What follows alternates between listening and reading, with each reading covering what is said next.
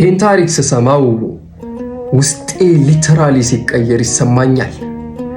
በውስጤ የነበረው ተስፋ መቁረጥ፣ በውስጤ የነበረው ጭንቀት ወደ ደስታ ሲቀየር ይታወቀኛል።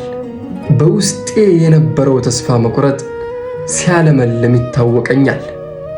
አንድ አዕራቢ ወደ ረሱል ዓለይሂ ሰላቱ ወሰላም ይመጣና አንድ ጥያቄ ይጠይቃቸዋል። እንዲህ ይላቸዋል፣ ያ ረሱላላህ፣ እኔ እዚህ ዱንያ ላይ ስኖር ያልሰራሁት የወንጀል አይነት የለም፣ ትልቅም ትሁን ትንሽም ትሁን፣ ወላሂ ኢላ እርተከብቱሃ፣ የሰራኋቸው ወንጀል ቢሆኑ እንጂ የቀሩ የለም። አሁን ጥያቄ ፈሀል የግፊሩ ሊ ረቢ፣ እንደው አላህ ሊምረኝ ይችላል እንዴ ያ ረሱላላህ አላቸው። ረሱል ታዲያ አዛኝ አይደሉ? አንተ ይህ ሁሉ ወንጀል ሰርተህ አንተ አላህ የተቆጣበህ ሰው ነህ፣ ሂድ ከዛ አለ ብለው አላባረሩትም። አንድ ጥያቄ ጠየቁት። ያ ፉላን እከሌ ሆይ ሀል አስለምት፣ እንደው ከውስጥህ ነው እንዲህ የሰለምከው አሉት። እንደው እስልምና ገብቶ ወደኸው አምነህበት ነው እንዲህ የሰለምከው አሉት።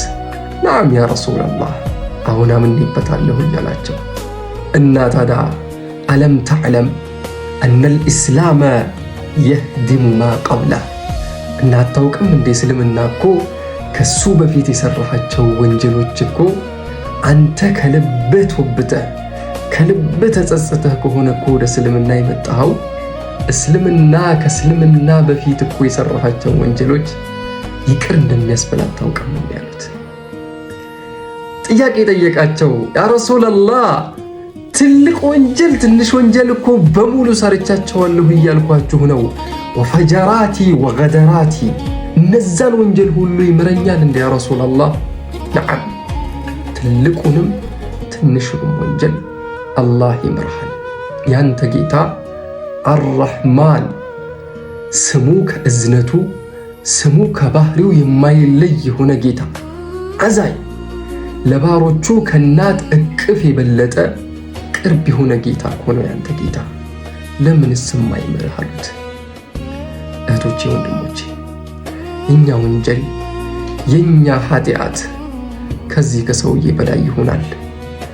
እስኪ ወደ አላህ ወደ እሱ የመቃረቡ ተስፋችን ቢለመልም፣ ወደ እሱ ለሰራናቸው ላጠፋናቸው ጥፋቶች ሁሉ ወደ አላህ ብንዋደቅ ብዬ ነው ይህ ቪዲዮ የምሰራላችሁ። ቪዲዮውን ለብዙ ሰው ሼር